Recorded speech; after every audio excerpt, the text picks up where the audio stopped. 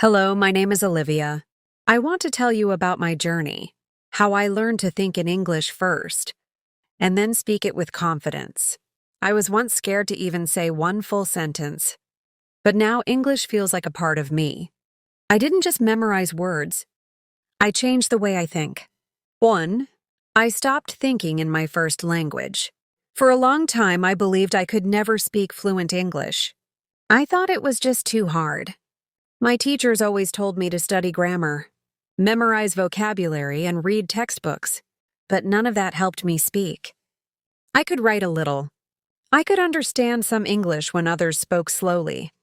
But when it came to speaking, even just one sentence, I froze. My brain went blank. Words disappeared. I kept thinking in my own language first, and then tried to translate it into English. But the translations were never perfect. Sometimes the words didn't even exist in English, or they sounded strange and robotic. I felt like my thoughts were locked in a room that had no English door. I wanted to speak freely, but I didn't know how to stop this heavy chain of translation that slowed me down every time. One day, I was sitting on my bed with my phone in my hand, feeling tired of my slow progress. I had been trying for months to improve, but nothing worked. I watched video after video on YouTube, hoping to find the secret to speaking English fluently. That's when I came across a short clip of a girl about my age, smiling brightly into the camera. She said something simple that changed everything for me. If you want to speak English well, stop thinking in your own language. Start thinking in English, even if it feels strange. Even if you make mistakes. I paused the video. I replayed that sentence. I didn't know why, but those words felt true. It was like she had entered my mind and understood what was stopping me. That night, I lay on my bed and tried something new. I looked at the ceiling and whispered in English, "I am tired." It was a simple sentence, but it felt powerful. I didn't think about how to say it in my first language and then translate it. I just said what I was feeling in English. Then I added, "I want to sleep, but I'm also thinking a lot." Again, no translation. Just raw, direct thoughts in English. My heart beat faster. Because it was the first time I spoke without preparing in my mind. I knew it wasn't perfect English, but it felt like a small crack in a wall that had always been blocking me. From the next morning, I made it my new rule. No more translating in my head. I didn't care if my English was broken or slow. I just wanted to practice thinking directly in it. When I opened my eyes, I told myself, it's morning. I have to get up. I walked to the bathroom and thought, I need to brush my teeth. Where is my towel? I wasn't speaking out loud. I was simply thinking. But the difference was this. I wasn't thinking in my first language. I was giving my thoughts a new voice. An English voice. It felt weird at first. Some sentences felt incomplete. I couldn't always find the right words. But I didn't stop. I allowed myself to think in short, easy sentences. This coffee is hot. I like this song. My socks are missing again. These tiny thoughts built the foundation of a new habit. I told myself I was building a new brain, an English brain, brick by brick. I didn't need long, difficult words. I needed real thoughts, real reactions, real feelings, just in English. I started noticing small changes. I no longer paused too much when I had to speak. I wasn't searching for the right words as often as before. My sentences were still simple, but they came faster. I was not stuck in that translation loop anymore. Even when I made mistakes, my brain kept moving forward in English. Not running back to my native language for help. It was like learning to ride a bicycle without training wheels. Scary at first, but so freeing once you get the balance. This change also affected the way I listened. When someone spoke English, I didn't try to change every word into my own language. I tried to understand the meaning directly. I focused on the idea, the tone, the emotion behind the words. I realized that English was not just about grammar or perfect sentences. It was about connection, about understanding and being understood. and that can happen even with simple words. One of the biggest things I learned was this. The problem was not my English. It was the way I was thinking. I had always tried to fit English into the box of my own language. But it didn't fit. English had its own way of thinking, so I had to stop forcing it. I had to let English become natural by making it the first language. In my thoughts, even if just for simple things. At home, I started creating tiny English moments.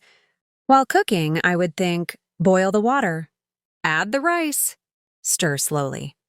When cleaning my room, these books go here. The blanket is messy. I need to fold it. I even started imagining short conversations with myself in English. Like, Olivia, where are your keys? Oh no, I forgot them again. It was fun, like playing a little game in my head. There were days when I forgot and went back to my first language in my mind. But I didn't punish myself. I just gently returned to English, like guiding a child back on the right path. The more I practiced, the easier it became. And the beautiful thing was, I started enjoying English. It was no longer something I feared. It became something I lived with every day. I remember one moment clearly. I was walking home from the store, holding a bag of oranges, and I realized something amazing. I had been thinking in English for the last 15 minutes without even trying. My brain had just switched. And I smiled so big in that moment because I knew something deep had changed. I had broken free from my old habit. But I still wanted to go deeper. Thinking in English in my mind was one thing. Now I wanted to bring that thinking into my real life, into my day, my actions, my environment. I didn't just want to think in English in my head. I wanted to live in English. I knew that the next step would help me do that, because it was time to turn my simple thoughts into something more, something that I could feel around me, something that I could practice every moment of the day. That's when I started using my daily life to practice thoughts in English, not just in my head, but in everything I did. 2. I used my daily life to practice thoughts in English. Once I got comfortable thinking simple thoughts in English, I realized something powerful. English didn't have to stay in my head. I could use it all around me, even in the small parts of my daily life. My day was already full of routines: waking up, brushing my teeth, making breakfast, walking outside, and I suddenly saw all these routines as new chances to grow my English thinking. I didn't need a fancy classroom or a native speaker next to me. My life itself became my teacher, and my everyday tasks became lessons. Slowly, I turned my real world into my English world. I started every morning the same way. As soon as I opened my eyes, I greeted myself in English. Good morning, Olivia. Did you sleep well? Then I would reply in my mind, yes, but I want 5 more minutes. This short dialogue made me smile. It felt funny and playful, but it was also smart. I was waking up my English brain before I even stepped out of bed. As I got ready, I continued the habit. Standing in front of the mirror, I'd think, my hair looks messy today. I need to brush it. Or this blue shirt, or the green one. Even simple actions like brushing my teeth became a part of my language practice. Brush up. Brush down. Don't forget the back teeth. These weren't long, complex sentences, but they were real, useful, and they came from my everyday routine. Breakfast time became another perfect moment. As I boiled water for tea, I thought, this kettle takes forever. While buttering my toast, I said in my mind, too much butter, but I love it. When I sat down to eat, I'd imagine a short review in English like a food blogger. The toast is warm and crunchy. The tea is sweet. Not bad for a lazy cook. Sometimes I would even pretend I was doing a cooking show and narrate what I was doing. Now, we take 2 slices of bread and drop them in the toaster. It was silly, I know, but it was helping me think and speak at the same time. And more importantly, I was having fun with English. Outside the house, I found even more chances to practice. When I went for a walk, I described everything I saw. That car is too loud. The sky looks cloudy today. That dog is so cute. I kept my thoughts light, natural, and close to the moment. I didn't try to sound like a dictionary. I just talked to myself like I would talk to a friend. I even gave random people names in my mind and imagined what they might be saying. For example, if I saw an old man walking slowly, I might think Mr. George is on his morning walk again. Or if I saw kids running in the park, I'd imagine they are racing. The girl in pink is going to win. My phone also became part of the learning. I changed my phone settings to English. At first, it was confusing. I didn't know what some buttons meant, but I got used to it. My alarms, calendar apps, everything spoke to me in English now.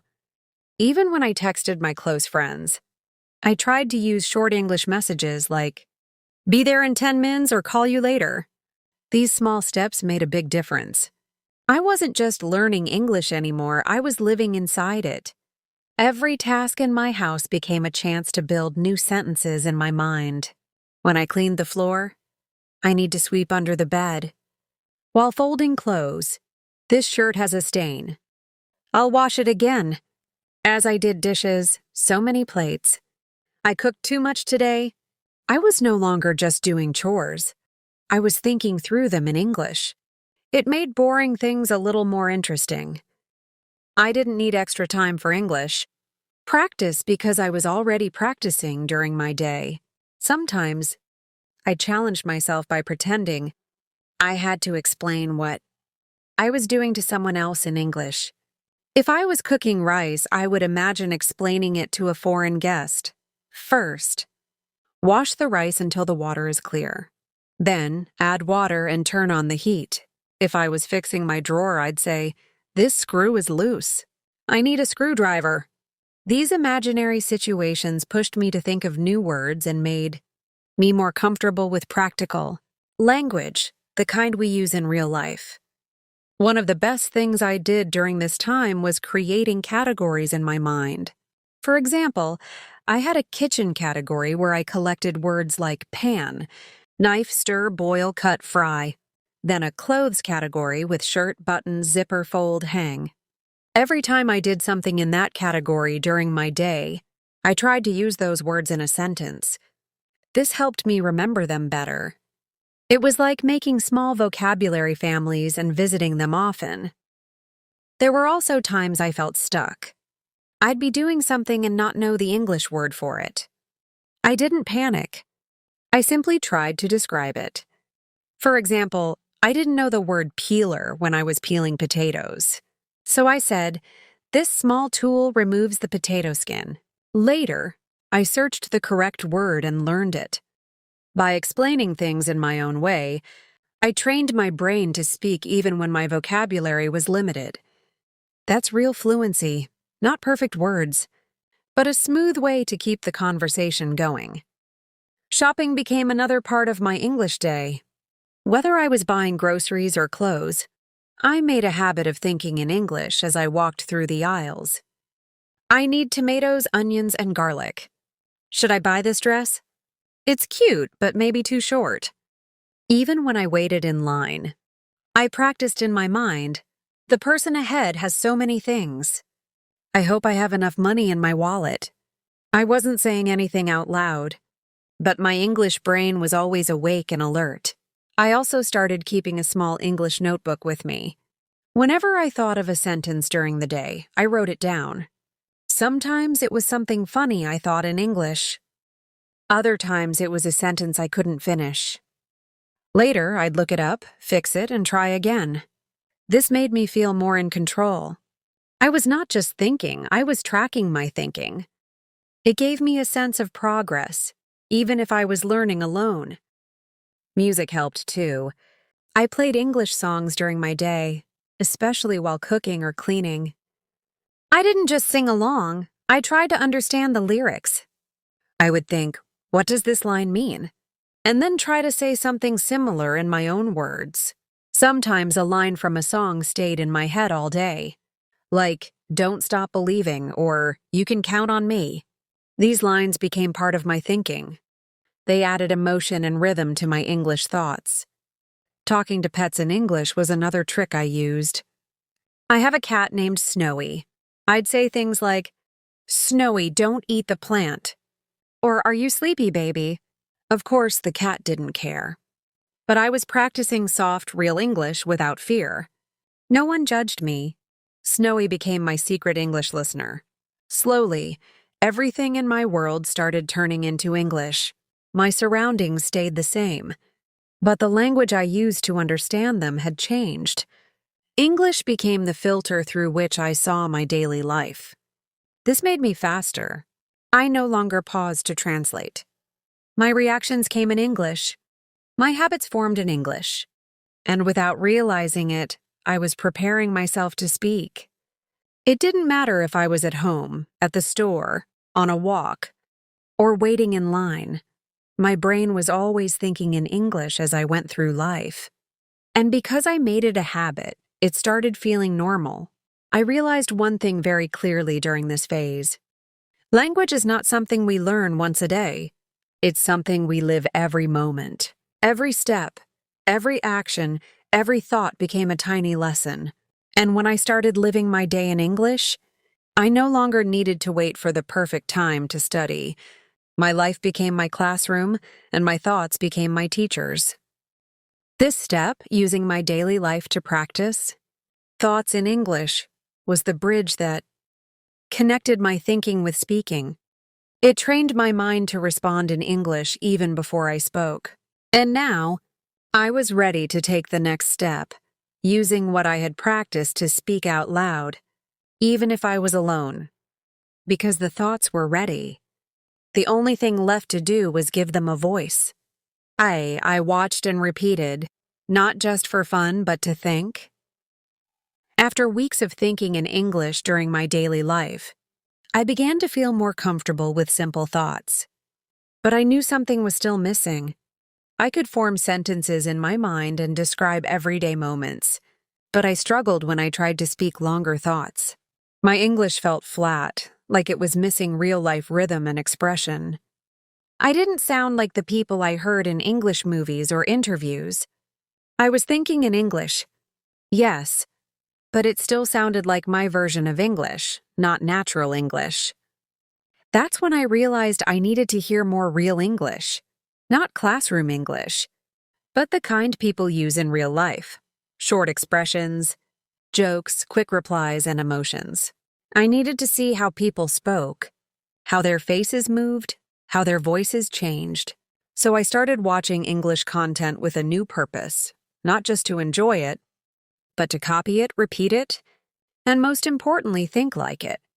I remember the first video I watched with this new mindset. It was a cooking vlog by a cheerful American woman who loved to bake cookies. She was talking fast, laughing, and explaining each step in such a casual way.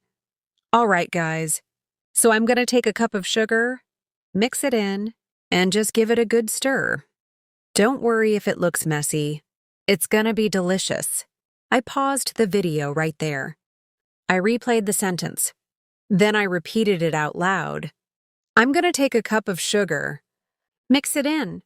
Give it a good stir." I tried to match her voice, her energy, her tone. It felt weird at first, like I was copying someone in a play. But I did it again. I even smiled like her when I repeated it. That small repetition changed something inside me. For the first time, I felt like I was borrowing someone else's English voice and making it my own. From that day, I began a new daily habit. Every evening after dinner, I would sit on my bed with my phone or laptop and open a short English video, sometimes 5 minutes, sometimes 10. It didn't matter if it was a vlog, a scene from a movie, a travel diary, or a comedy sketch. What mattered was how people were talking.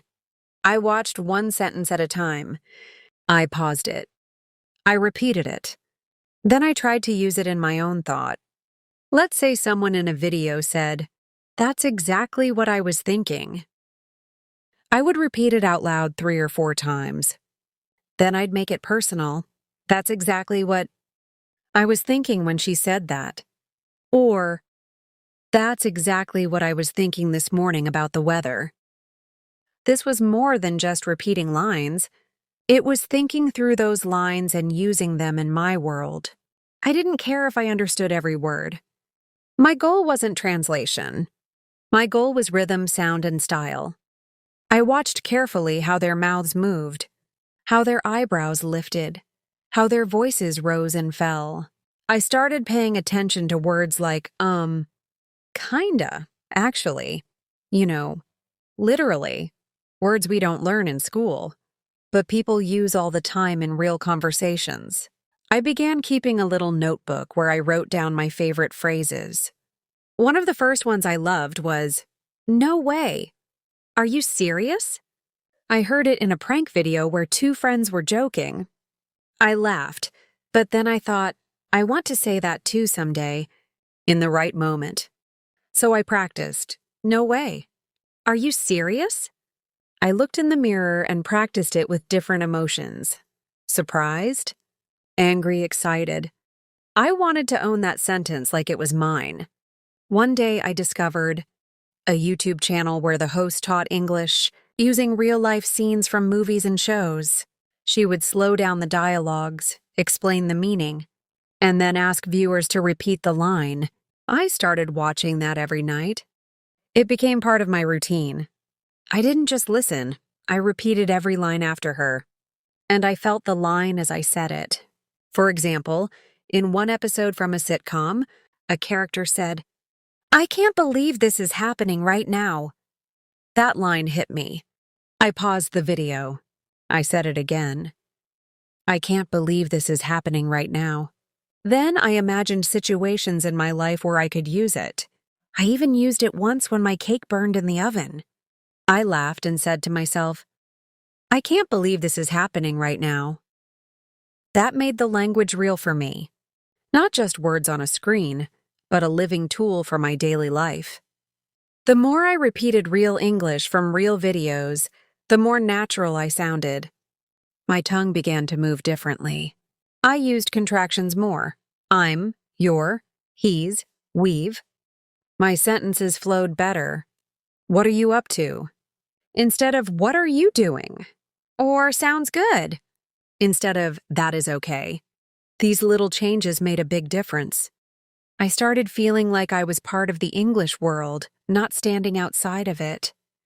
There were some challenges, too. Sometimes the speakers talked too fast.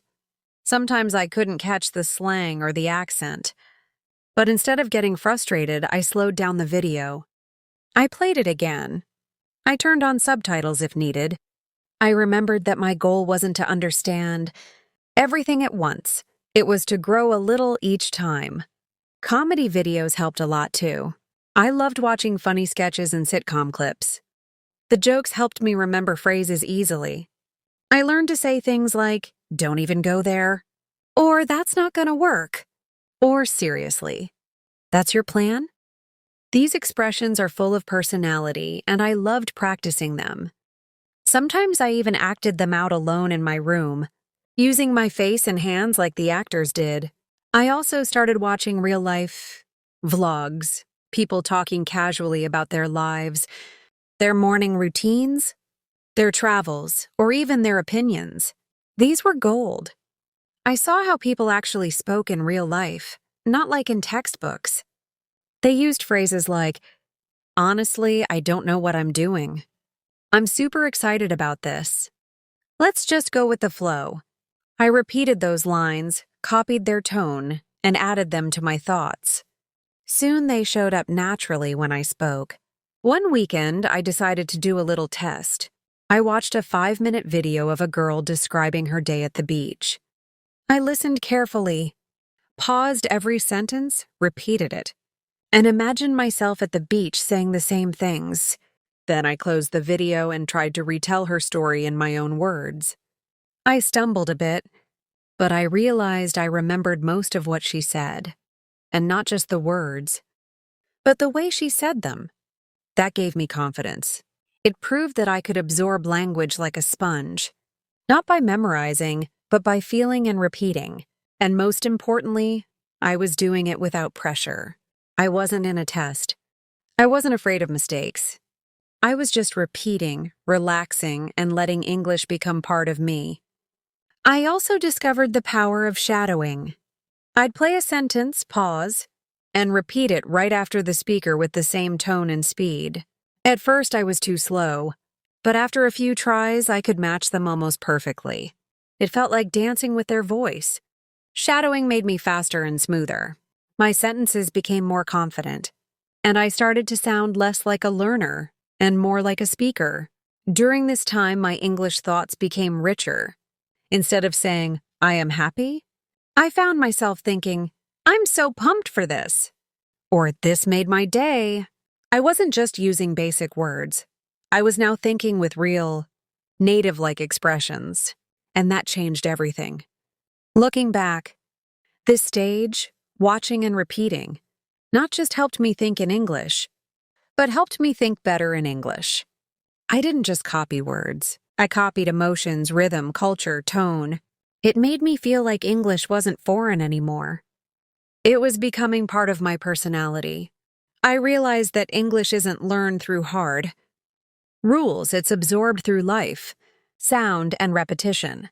When I repeated what I saw and heard, my brain started to build connections that no grammar book ever gave me. And the best part was, it felt effortless.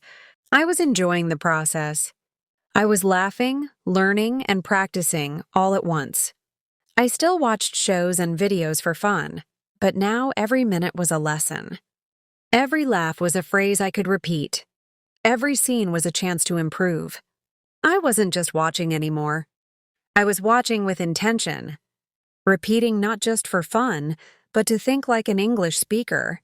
And after doing this for some time, something beautiful happened. My thoughts became faster.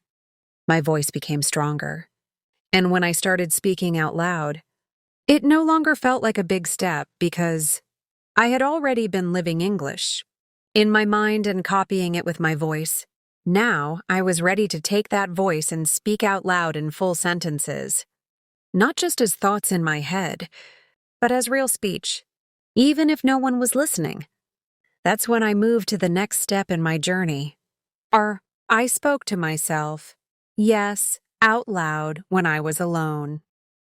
After repeating what I heard in videos and copying native speakers' tone, energy, and emotion, something inside me began to shift. My mouth didn't feel stiff anymore when I tried to speak English. Words started flowing more easily. Still, I wasn't speaking to people often. In fact, I was still mostly silent. Most of my practice was inside my head or quietly mouthed while watching videos. But there was one thing I hadn't done yet. Speak to myself out loud. Fully, freely, without fear. I always thought speaking required a listener. But I was wrong. The listener could be me.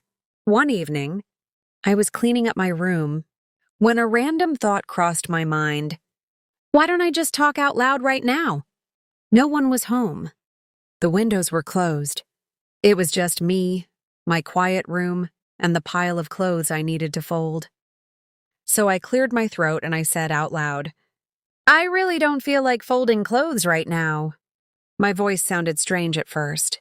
It felt like I was pretending, like I was acting in a scene. But then I laughed. The sentence was true. I repeated it again. I really don't feel like folding clothes. And then I added, but I have to. I'll do it fast. Let's go, Olivia! That small moment was the beginning of something big. I had finally broken through the wall that kept my English silent.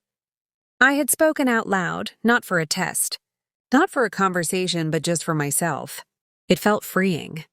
Nobody judged me. Nobody corrected me. There were no awkward pauses.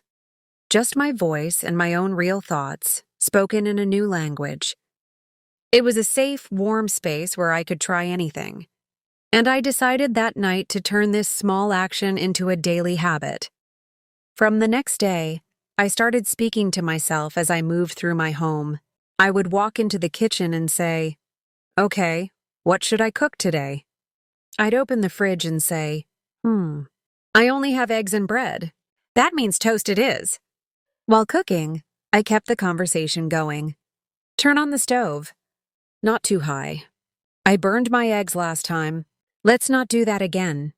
These small sentences felt real because they were connected to my actions. I wasn't memorizing them. I was living them. In the beginning, I sounded slow. My sentences were not perfect.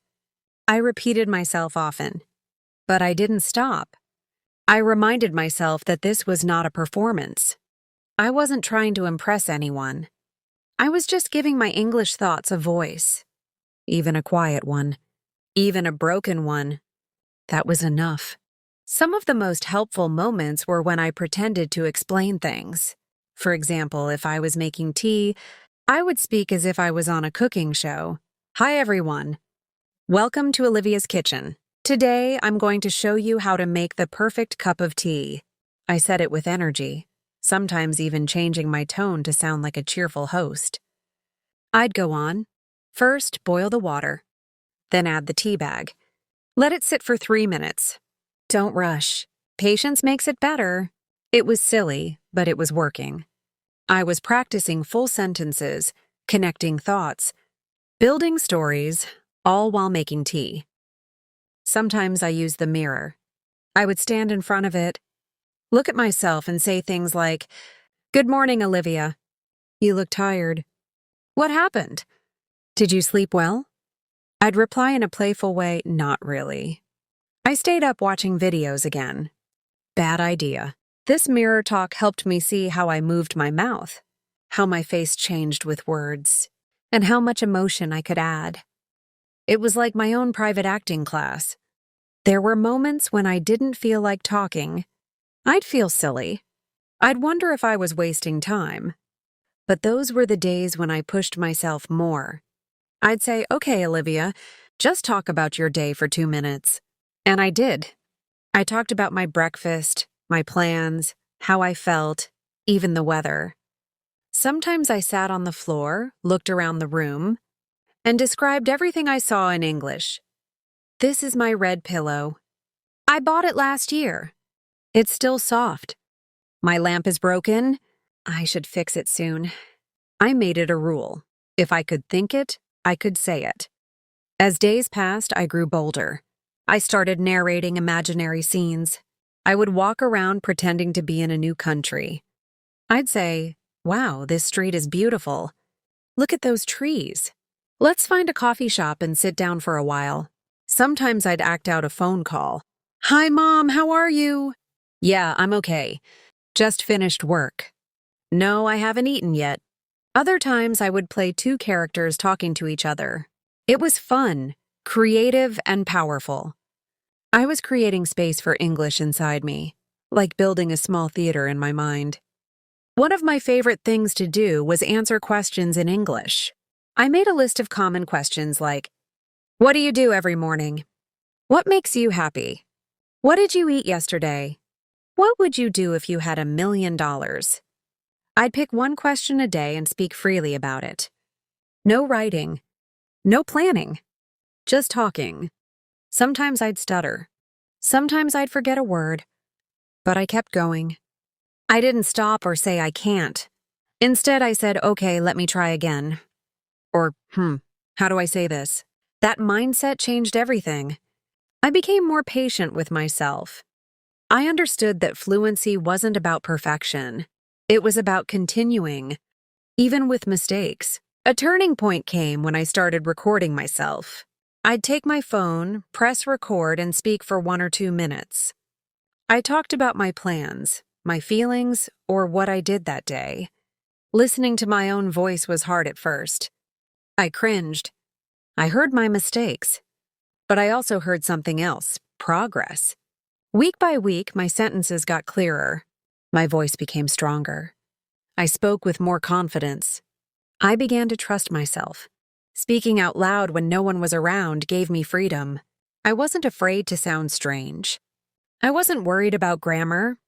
I was just exploring English with my own voice. And that exploration made me fall in love with speaking. It wasn't a school subject anymore. It was a part of my life. When I walked alone outside, I wore earphones and whispered to myself, pretending I was on a phone call. I described what I saw. I made little comments. That dog is so fluffy. I like her shoes. It's windy today. No one noticed. It looked like I was just chatting, but inside I was practicing, growing, becoming more fluent. Even when I made a mistake, I corrected myself kindly. I went to the store. That kindness was important.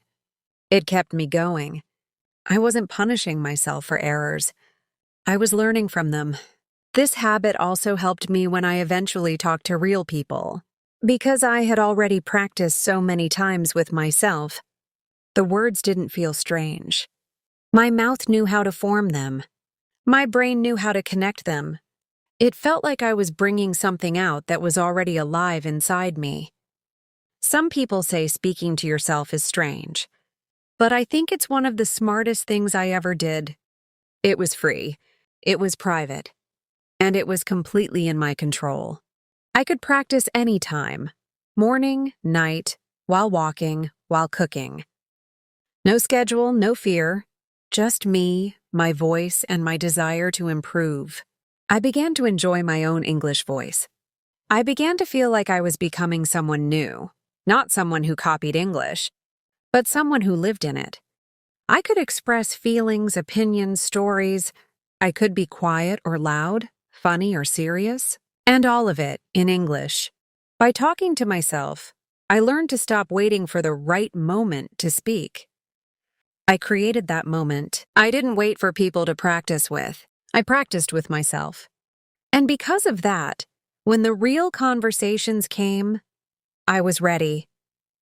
This step, speaking out loud when I was alone, was the most personal and powerful part of my journey. It turned my thinking into speaking. It turned fear into fun, and it gave me the confidence to move forward.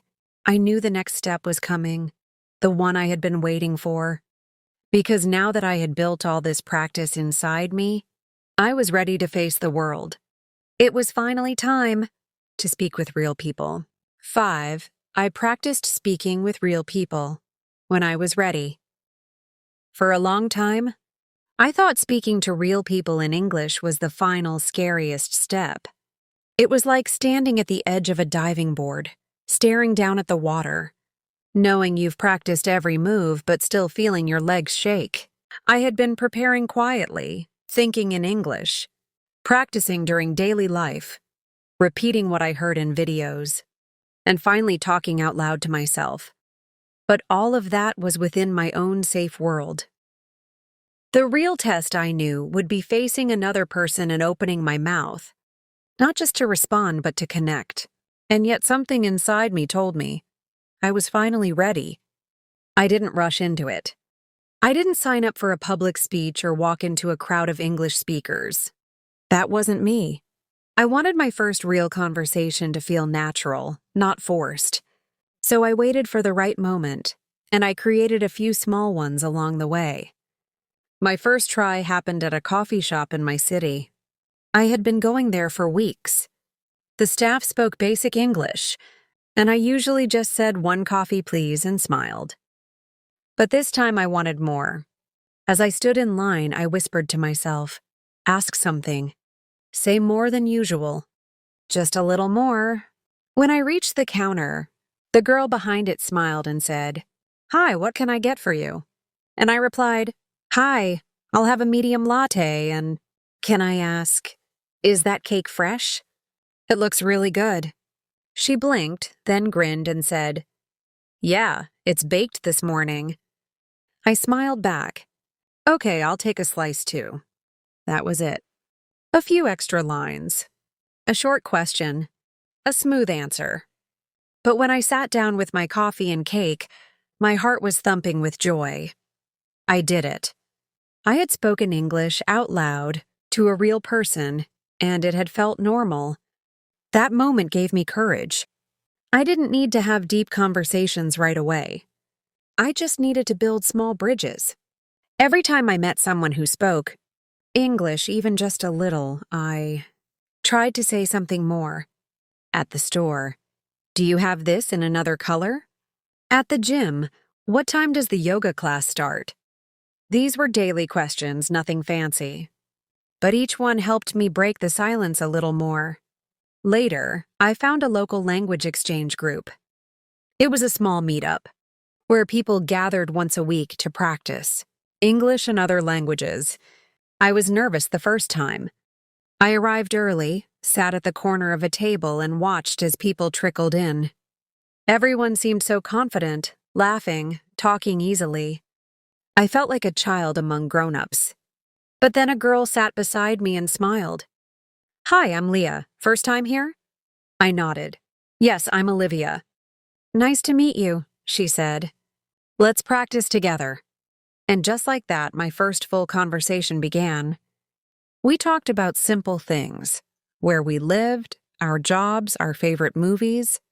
I stumbled on some words. I paused to think. Sometimes I used my hands to explain, but I didn't stop. And Leah was patient. She listened.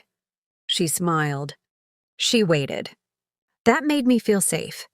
I realized that native speakers, or even fluent speakers, weren't there to judge. They just wanted to talk. And I wanted to talk too. Each week I returned to that group. Each time I felt stronger. My sentences got smoother. My confidence grew. I started joking. I asked questions. I joined bigger conversations. I even helped others who were beginners like me. One evening, a shy woman sat next to me and whispered, "My English is not good." I smiled and replied, "Mine wasn't either. Let's try together." And we did. I also started making online friends. I joined an English-speaking group on a language app. At first I typed. Then I sent voice messages. Then one day I joined a voice call. My hands shook a little as I spoke, but the people on the call were kind. They didn't care about my accent or grammar. They were just happy to hear me speak. One person said, "Olivia, you sound clear. Your voice is friendly." That small compliment meant the world to me. I didn't try to be perfect. I didn't use big words. I didn't worry about mistakes. I just focused on sharing my thoughts, feelings, and stories. I talked about my cat, my favorite coffee, the movie I saw last weekend, the song stuck in my head. These were small topics, but they helped me connect. And that's what speaking a language is really about. Of course, not every conversation was smooth. There were times I couldn't find the right word. Sometimes I misunderstood someone and replied in a strange way. But I laughed about it. I learned from it. I'd say, "Wait, let me try again," or "How do you say this?" And the conversation would continue. I learned that making mistakes didn't stop people from listening. It actually made them more open. They saw I was trying, and they respected that. I remember one evening, I had a video call with a girl from New York I met through the language app. We planned to talk for 15 minutes. We ended up chatting for an hour. We talked about food, funny childhood memories, and even dreams for the future. She said, "You know, Olivia, I forget that you're not a native speaker. You sound so natural." I smiled, but inside I wanted to cry, because I remembered the Olivia who once couldn't say a full sentence without fear. The more I spoke, the more I realized that fluency isn't about speed. It's about flow. And flow comes from feeling comfortable with yourself. I had already done the hard work, thinking in English, practicing with myself, watching and repeating. Speaking with others was just the next page in my story. And now that page was filling up with voices, laughter, shared stories, and new friends. I began to notice something else too. My English thoughts were now forming faster because of these real conversations. I didn't need to pause and plan everything in my head. I could react. I could laugh. I could say, "Oh, really?" Or, "That's so cool," or "Tell me more," without thinking twice. My English had become part of my reflex. And that happened because I started using it for real, not just studying it, but living it. I even started helping others who were afraid to speak. I told them about my journey. I said, I practiced alone first. I spoke out loud when no one was listening. That's how I started. And they felt inspired. Some of them began their own journeys. And we practiced together. We encouraged each other.